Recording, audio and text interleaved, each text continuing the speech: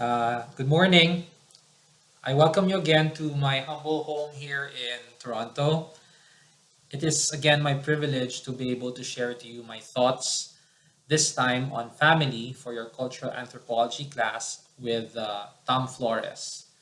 My reflection paper has four parts. The first part is a situationer and an overview on how I will be discussing the topics under family in cultural anthropology. And more or less, with the situationer, I want you to focus your thoughts on the context of the contemporary times with whatever issues that I will be able to touch in the discussion. The second part has to do with terminologies, which are very important in our understanding of anthropology and family. And then the third one is, of course, the function of family. The fourth part is the conclusion. So in the conclusion, I will be giving questions so that in your own personal time or probably in one of your classes with Tom Flores, you can go in depth in the issues that I will be discussing in this reflection paper. Okay, so the title of my paper is a discussion on the institution of family in the midst of the challenges of contemporary society. So let me begin with the situationer.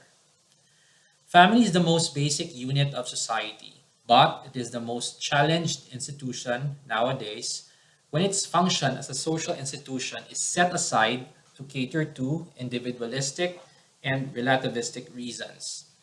I say set aside because it comes after a choice or a preference. Now, here remember that this is one of the characteristics of contemporary times. We are presented with so many alternatives that make decision making more complex. Prioritization becomes a problem. We often choose or prefer what we want rather than what is really necessary. We often choose or prefer what is just external or material over substance, over what is essential or valuable. So, because there are a lot of alternatives, we sometimes just take it all and try it all, and then we choose over the fear of not having what really matters. So people choose or prefer to do things their own way. As I said so, individualistic and relativistic, other than what is institutionally, for the lack of term, traditional or customary. And so we tend to set aside what is traditional or customary. Now, family is a social institution. It means that persons or a group of persons in their interaction and as they establish relationships arbitrarily and conventionally respond to needs of the time, respond to the context, and so develop social institutions.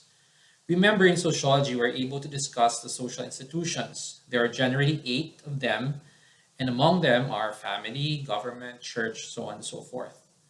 Considering this, social institutions develop in context. This is the first point that I want you to keep in mind. Social institutions, like family, develop in context. So again, social institutions develop in context. The second point that I want you to keep in mind in social institutions are essentially developed, sustained, and improved by a group. It is never an individual endeavor. Regardless of how particular groups of people respond to their context, be it in the deserts of Sahara or the outbacks of Australia or the jungles of the Amazon or the highly industrialized cities of New York or Toronto or Iloilo City, family is always essentially a group. That is why when we think of the concept family, we constitute father and mother and children or the child into the concept. Take out the child or children, the concept is just couple. Take out either the father or mother as parents, we conceptualize single parenthood, not family. So essentially and conceptually, family is always a group that constitutes the parents or the mother and the father and their child or children. That is why the issue nowadays is that people choose or prefer what suits them personally, as opposed to what the group or community chooses or prefers. Family being the most basic unit meaning basic group in society, is in contention. Because family is a group, and with the issue I pointed out as with people's individualistic or relativistic choices or preferences, prevalent issues like divorce that leads to broken families and blended families, teenage or single parenthood, cohabitation, same sex marriage, surrogacy, among others, take into account in the macro level issues on population control and depopulation, just like our RH bill. All these are a cause and or effect, if not an alternative, to the traditional or customary family organization. Like the cause of broken families is divorce, legal separation, or annulment, just as blended families or single parenthood. Premarital sex or teenage pregnancy is the cause of teenage parenthood and also even single parenthood. Cohabitation, surrogacy, same sex marriage are alternatives to the traditional or customary institutions of family and marriage. Now, contemporary people are brought to that contention, a tug of war, a love and hate relationship between individualistic and or relativistic choices or preferences versus traditional and customary functions of institution of family. So man looks at the two poles when deciding on something, especially as life determining realities like marriage and having a family. Just take note of how critical man's choices are to get married and to start a family. So at one pole is the individualistic or relativistic choices or preferences, and on the other, you have the traditional or customary functions of the institution of family. So as I proceed, I want you to think about this. Are all the realities I have mentioned a while ago, like divorce, legal separation and annulment, broken and blended families, teenage or single parenthood, cohabitation, surrogacy, same sex marriage, even population control or depopulation, are all these realities a response of contemporary man to our context now in the contemporary times? Granting that these are going on now, and with the likes of it, this is going to stay for a while, or this is where we are going to, just as what was traditional or customary was the response of man in the past in their own context. I'm asking this because we might consider the realities I've mentioned above or a while ago as issues because we're looking at it from the perspective of the traditional and customary, which are the response again of the people in the past in their own context in the past. So, what do you think? So, keep to mind these big questions as we proceed. Okay, so I'll go now to the overview. So, with the time given to me by Tom, when I asked him how long should my sharing be, he just replied to me 20 minutes or 30 minutes. And I told him, are you sure, Tom? 20, 30, knowing me? And then he replied, of course, it's just the minimum. So I know that probably it's around 11 a.m. So if you're hungry, just bear with me. I'll try to finish this in 40 minutes or 1 hour. Okay, so I'll go over the terminologies to help you make sense of it in the context somehow. So since these are mostly definitions, I will not dwell on it so much. I leave it to you to take note and research on these terms and put to heart their sense. So take note, put to heart their sense, not even their definitions, just their sense. Understand it and apply it in context. Next to that, I'll discuss the purpose of family, or the function, why it was institutionalized by groups of people in the past. It did not just pop out of nowhere. People had to live together, interact, and relate with one another to be able to see a need for this kind of response to their context, the institution of family. And with all these discussed, I leave to you to critique how the institution of family is doing nowadays. So I'll begin with part two. It has to do with terminologies. So most of the terminologies pertinent to family are related somehow to the institution of kinship and marriage. I hope that these were already discussed already. So terminologies pertinent to family can be categorized into two: membership and location. So these two categories serve as a structure from which the processes of interaction and relationships are established in the institution of family. So as to membership, families are classified into nuclear and extended family structure. So the members of nuclear families include two generations, the parents and the child or the children. Conceptually, this is the basic family structure we know of. There's the mother and the father and the child or the children. Without one member, we consider it not a family. So if you can remember what I said a while ago, as I mentioned, when we think of family, again, we constitute the father and mother and child or children into the concept of family. Take out the children or child, the concept is couple. Take out either the father or mother as parents, we conceptualize single parenthood, not family. So essentially and conceptually, again, family is always a group that constitutes the parents or the mother and father and their child or children. This family structure is autonomous and independent. So take note, autonomous and independent. They separated themselves from their kin, or commonly to us, we call this relatives, not only in terms of location, but also with affairs of family life, most especially in terms of economics and livelihood. So this family structure is also encouraged by industrialization.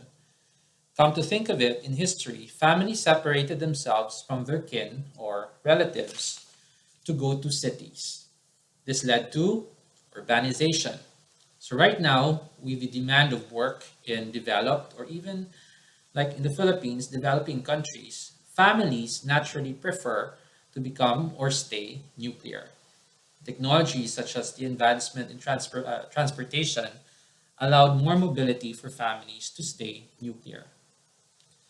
Other than that, it should be noted that the initial social organization with the band system in nomadic societies. So you recall that this is the first form of social organization. So in this particular nomadic society, the structure of family is nuclear. So take note of initial social organization, because as soon as they were able to manipulate their environment, when they were able to settle already and started farming, they grew in number. In short, they became extended. But out of necessity, because nomads transfer from one place to another for food, they should limit their membership to nuclear. Why? One, for easy mobility. It would be very difficult if they would bring all together everybody in their extended family. So from the start, initially, they're just nuclear. Nomads transferring from one place to another. And second reason is they naturally have to limit their number in proportion to the available resources around them. So if they're already numerous, their population is already very high, of course, the resources around them cannot sustain them. So out of necessity, they have to stay naturally nuclear. So here we can make sense that conceptually, when we think of family being the basic unit or group in society, we mean nuclear. Thus, nuclear family structure cut across the changes and developments in society, in the social organizations, in time, so throughout history. Such structure of family, being the basic unit, is the core of society that has survived the challenges in context. So take note, it's the core. The family is the core of society, of social organizations. Okay? And this is the unit from which, with all the challenges that is happening in society, in time, in history, it has survived until now. The institution of family. So since time of the nomads to our time now. So that is nuclear family. Now the other one is extended family. The membership of this family structure is a consequence of blood or consanguinity and affinity. Consanguinely, or by blood, the membership does not only include two generations, like the nuclear family. It includes generations before and after the basic nuclear family. So take note, the two generations in the nuclear family, it includes the generations before the parents' generation, the children, and after the children's generation. So you can see the scope of the extended family in concept. By kinship terms, it can be extended patrilineally or matrilineally. So you take notice of your extended family structure. Who are the members? Are they from your father or mother's side or both? It is not too difficult for us to conceive of this since Filipino family structure is still extended. We may be nuclear by location, but our relationships, being closely knit, is still dynamically extended. Now, membership by affinity. So this is second kind or classification of extended family. By affinity considers adoption, fostering, godparenthood, even friendship as a form of extended family. This can be considered fictitious kinship, fictitious meaning fiction, since without blood ties, the members create parent-child relationship. So they also nurture a certain kind of familial relationship in the affinity classification of extended family. So it can be a combination. Actually, you come to think of it, it can be a combination of uh, consanguinity and affinity. In the long run, you include there, for example, your friends, your the neighbors. So that's how broad, again, the scope of extended family is. Okay, so if we trace it back in history, extended family started when people settled already because they can manipulate the environment in segmentary societies, or commonly known as tribal or village societies. By necessity, family groups together so that they can help each other. So families group together so that they can help each other. The principle of more hands to help was the guiding force in this social movement that led societies to grow to civilizations or states, the way we have it now, compared to from the first form, which is the nomadic society, to what we have now in states, in civilizations. So in effect, extended families also became a mechanism for alliance, both economic and political. Nowadays, especially in the context of our Philippine society, extended families still function as such for the same reasons long time ago, economic and political alliance. Other than that, with the extended family structure, culture is transmitted efficiently from one generation to the next. Here, we can make sense that as we become industrialized, as we prefer to become nuclear, history and heritage, traditions and customs lose meaning. We become detached from our past. So I just discovered this actually in some, it's an insight that I have that probably for us Filipinos who are still practicing or living the extended families, it's easy for us still to connect to our past. But in a highly industrialized society like here in Canada, since they are very much nuclear somehow, they have their sense of history is so detached actually. So that's one thing. So hopefully we can still hold on to that we will not give up the extended structure of our families. Because in the long run, you have, other than political and economic alliances, what is very significant for me is we pass on culture through our extended family structures. Okay? Now, the second category is location. So now by location, families are classified as patrilocal, matrilocal, avunculocal, ambilocal or bilocal, and neolocal. These classifications are a consequence to the kinship patterns practiced in the given society. So where you are in context. Remember, context. Okay, so take note always. Context, context, context. Generally, since I will not go into the details of these classifications in principle are governed still by power and economics. In short, the location of the family, regardless of the membership, so it can be extended, it can be nuclear, the location is dependent on who can provide support more than members of the family. So again, it's dependent on who can provide and support more the members of the family. Okay, so of course, uh, patrilocal families live with or near the relatives of the father's family. So take note of the adverb of place. Live with or near. Okay, so relatives of father's family. Matrilocal, on the other hand, live with or near the relatives of the mother's father. Relatives of the mother's father. Again, try to look at your own family structure when it comes to locality. Where do you live? Which town? Is it that of your mother's or that of your father's? Is it your family's family or your father's family or your mother's family who is living with you? Okay, so if it is both, it is called ambilocal or bilocal. So given the word bi, ambi meaning uh, together, I think. Anyways, you have either your father's or mother's family or even both. Avunculocal families are least prevalent. These are families who live, take note, with or near the father's, mother's, brothers. Fathers, mothers, brothers. Okay?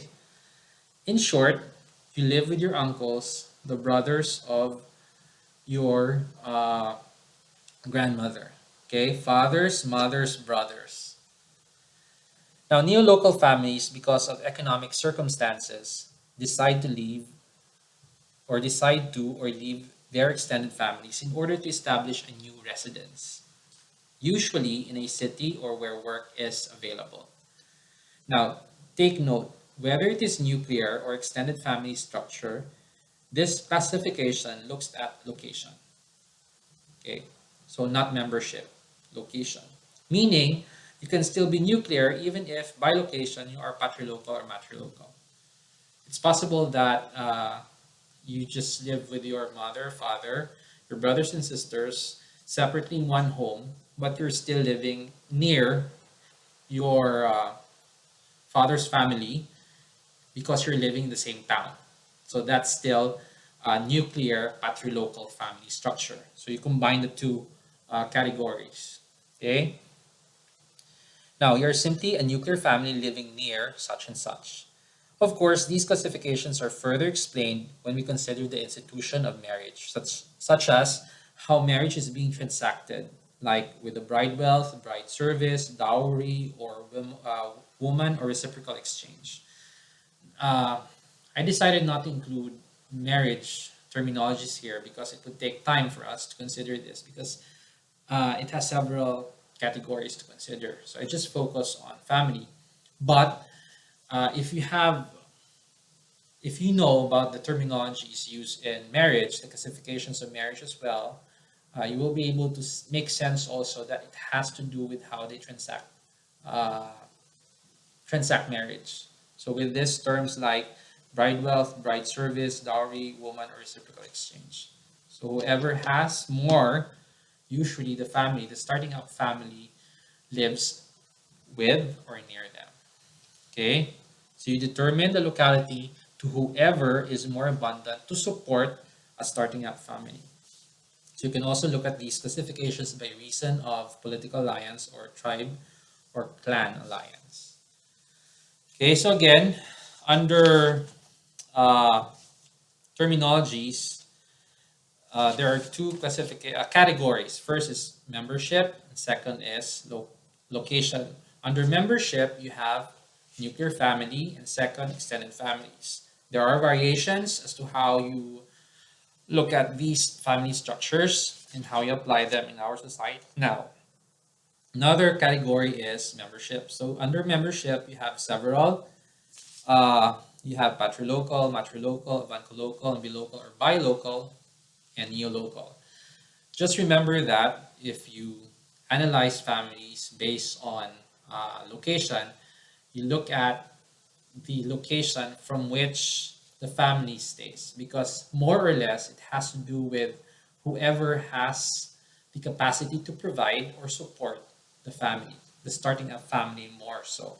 Okay, so right now I'm going to go to part three, and part three has to do with functions of family.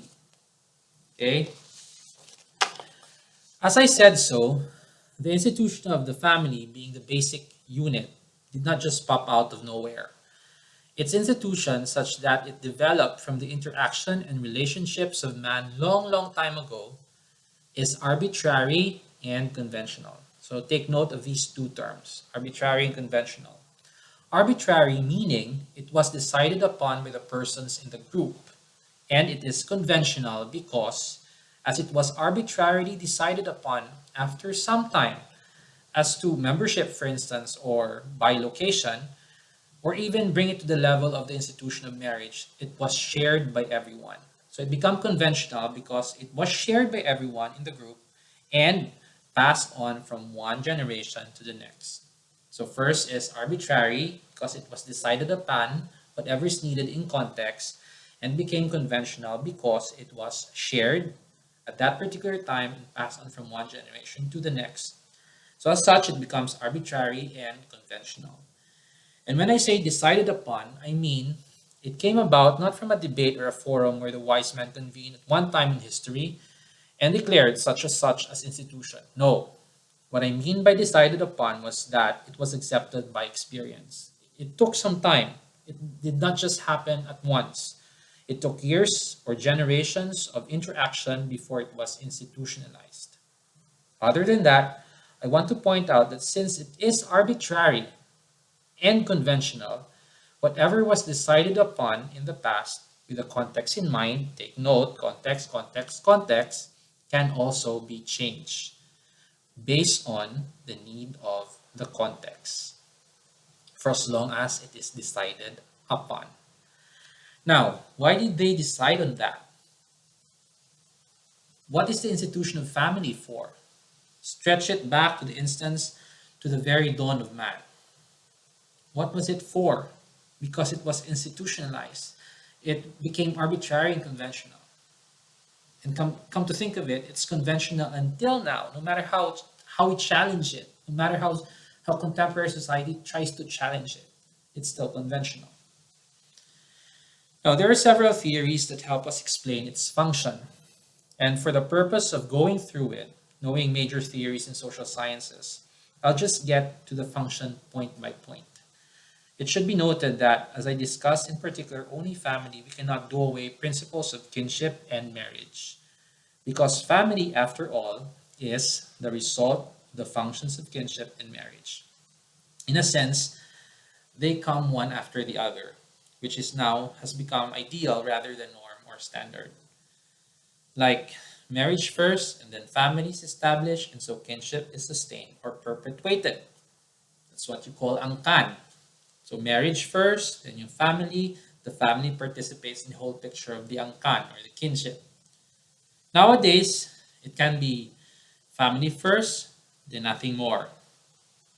Or family first, then marriage for kinship's sake, or pressured by society, or pressured by kinship. Nowadays, as it has become individualistic and relativistic, we can play around with the institutions in any order, and we lose its function in the first place. Okay, so ideally, it should be one after the other. So, what are the functions of family? I have here 5 major functions, and the sixth point is divided into 3. Okay, so all in all, we have 9 or 8. Okay, so first is socialization. This is our first world, the family. We are born into our families, and we cannot choose our families. So sorry about that. That's the one of the facts of life. We cannot choose our families. The family prepares the person to become a performing citizen of the world. Here we learn how to nurture nature. So take note of the two terms. I don't know if this was discussed in your discussion on definition of culture. nature, nurture. So in the family, we nurture nature. In short, culture is being transmitted to us initially by our parents, by the family, by the members of the family. Here we learn the basics of what it is to be human. Here we learn survival skills. We learn also life skills. Mess this up as many families who do not understand this function of family deeply, that they are responsible to socialize the child properly, to become citizens of the world. The child suffers, and because of that, the society also suffers in the long run. So everything starts in this institution, family. We make or break society in family by socialization. If we make or break the child, we also make or break the society. Okay? So that's a big responsibility. That's why think twice if you want to start a family. As much as possible, when you want to start a family, always keep in mind that the responsibility is to make your child a productive citizen of the world. Don't break the child. Okay? You become a priest. Now, to complement socialization, number two, as human beings, family provide emotional and practical support. So that's the second one. Emotional and practical support. We learn how to build relationships in family. We learn how to love, to care, become hurt, or endure pain or otherwise.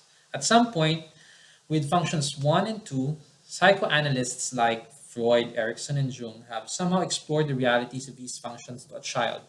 And we have learned that as we grow up in our families and out to the bigger world, in our school, in work, and so on, we develop poles from which determine our personalities. Our families are responsible for that, the poles in our personality. No wonder when we process our issues now, we cannot evade being asked to go back to our childhood, to our experiences in the family. So, family should keep us sound in mind, heart, and spirit. Again, mess it up, we mess up society as well. The third, family also provide social identity. Now, listen. Consider Tom and myself. If we come into terms with the families we were born into, somehow, if we look at us, our identity, grounded in our families, you will see that being a Garin and him, a Flores, we are contrapartido. That's our social identity from our families, derived from our families.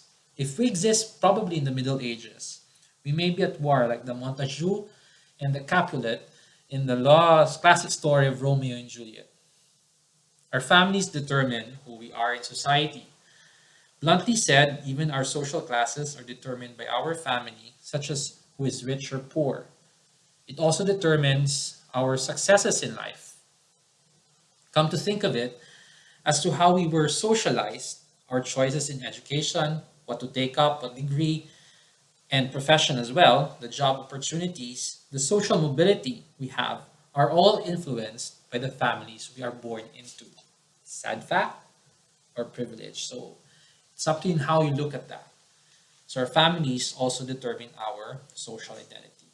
The fourth one, to complement somehow with function number three, social identity and following through how conflict theories would look at family.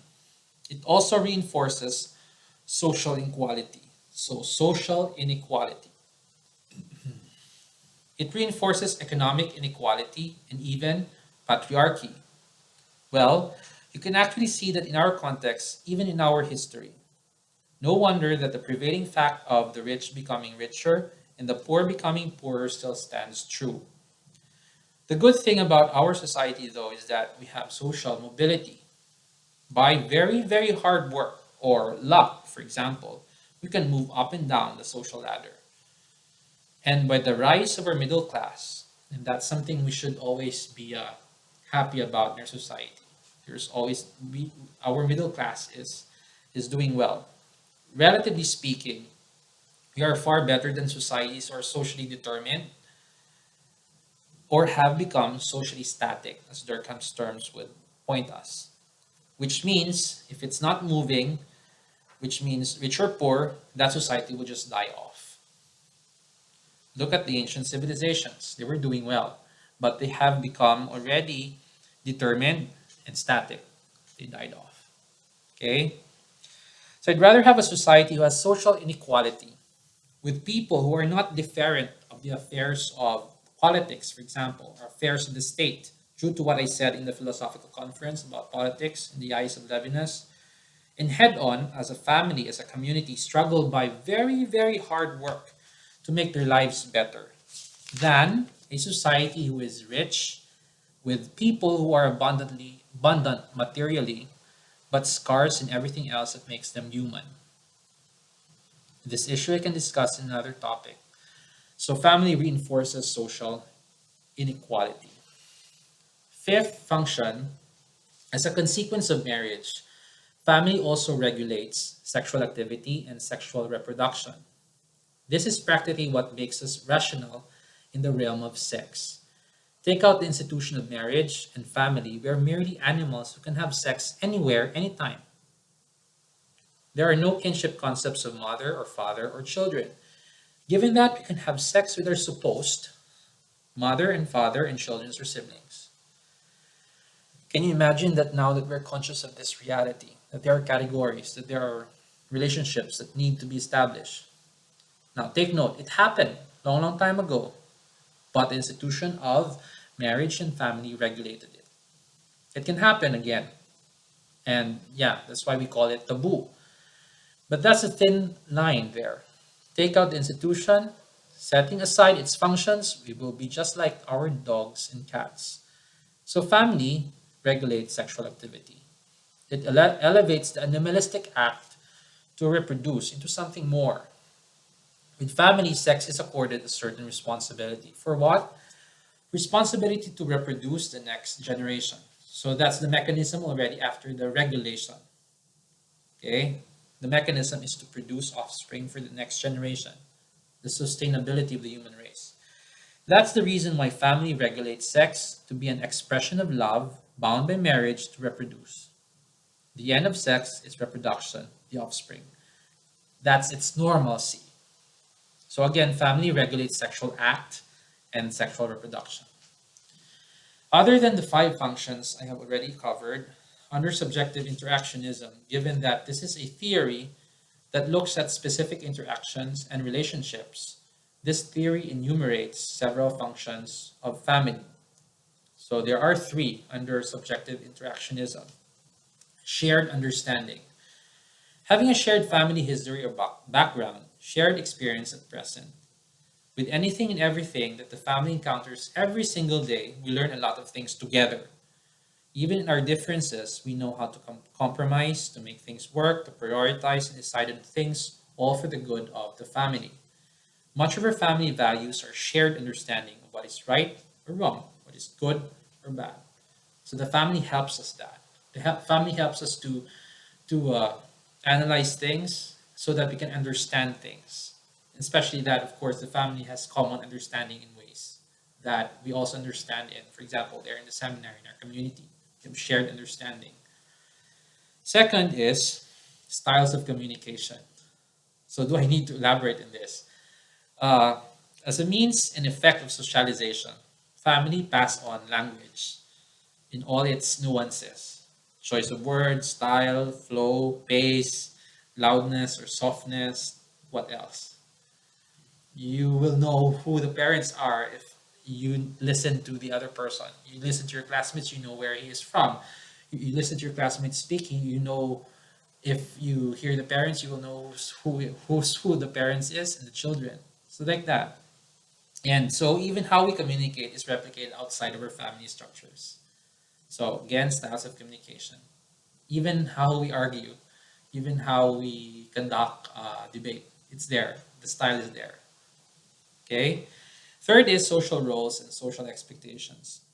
Looking at the family as a unit, as a group, the social roles are mother, father, children. Each of these has expectations to perform. With these expectations, we create structures in our society. This was clearer during the ancient social systems when it was clear cut. Men hunt or fish, and women and children gather grains. That's just it. But as society developed to what we have now, expectations are not as black and white, but the principles of having, for example, a breadwinner in the family or having a moral guide and so on are still there. But I should point out that it's not anymore gender bound. So, for example, a breadwinner, it's not only the father who can be a breadwinner right now, who can perform the role and the expectation. It can be the mother or it can be both. It can even be the children. So there's no boundaries anymore as to gender. In some sense, with social roles and expectations set in place in the institution of family, it helps man, it helps us when we enter the bigger community or society to see these structures. And with these structures and within these structures, we know what to expect and we know how to perform.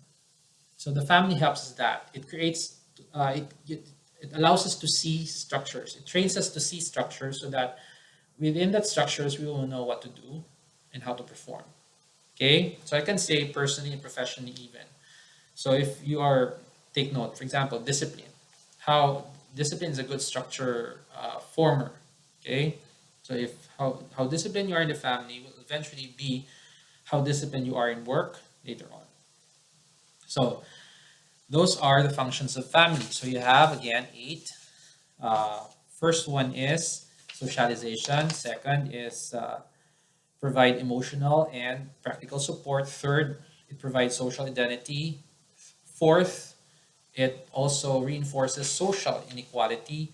Fifth, it also regulates sexual activity and sexual reproduction. And under sixth, you have 3, shared understanding, styles of communication, and third, social roles and social expectations.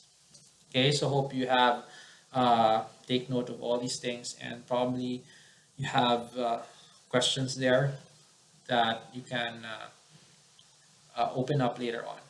Okay, I'll be happy to answer in some ways I can in another form rather than face to face. Now, it should be noted that these 9 functions, regardless of the membership and location, the institution of family is still necessary institution to our society. So it's a necessary institution to our society. Remember that it is the core of society. It is the foundation of society. And as much as it's being challenged now, we know for a fact that when something does not have a function, it ceases to exist. Does the institution of family still serve its function? That's a big question there. Does it serve its function? Open question. More answers. Now, given these terminologies and all the more these functions, what do you think would happen if people nowadays will be successful in destroying the institution of the family? In any way legit or outrageous? Or would you still hold a firm hope that they can never destroy the very foundation of our society? That they can never destroy the core of our society? Why do you think so? I leave these questions along with the issue I pointed out at the beginning of this discussion. So you go back to, I think, before overview, the big question that I asked there. And, think about what we've discussed here so far. Okay, so as I end, I'd like to thank Tom for this privilege. I am now allowing my students before to abuse me just so I can be sane here. So the relationship is, I believe, mutualism. Yeah, we abuse each other. I'm still waiting for Jess to do so, to abuse me in his subjects. So Tom, more? Well, I know that he won't pay me for sharing my thoughts, but it would be a pleasure to read your thoughts. And by that, you know what I mean, Tom? Hopefully you would agree with me. So I miss saying this. Listen, I miss saying this. I want all of you to write a reflection paper on this topic. You may reflect on the issues I presented in the situationer before I gave the overview or answer randomly any of the rhetorical questions I asked in the discussion. Of course, granting that I am here in Canada, all your outputs will be sent to me by my good student, now my fellow teacher and your teacher, through email. My email is josephsylvesterp@yahoo.com. Now, this one is also something I really, really miss saying. What would I always say if I am asking you to write an essay, or more so, a reaction or reflection paper? SOP. It should be written in SOP. So if you forgot about what SOP is, you ask those who can remember. I'm sure your beloved teacher there remembers what SOP is, and I hope that he's still requiring papers written in SOP, because that is standard operating procedure in writing essays. It's a sad fact that even here, writing essays is not written in SOP. Okay, so no pressures.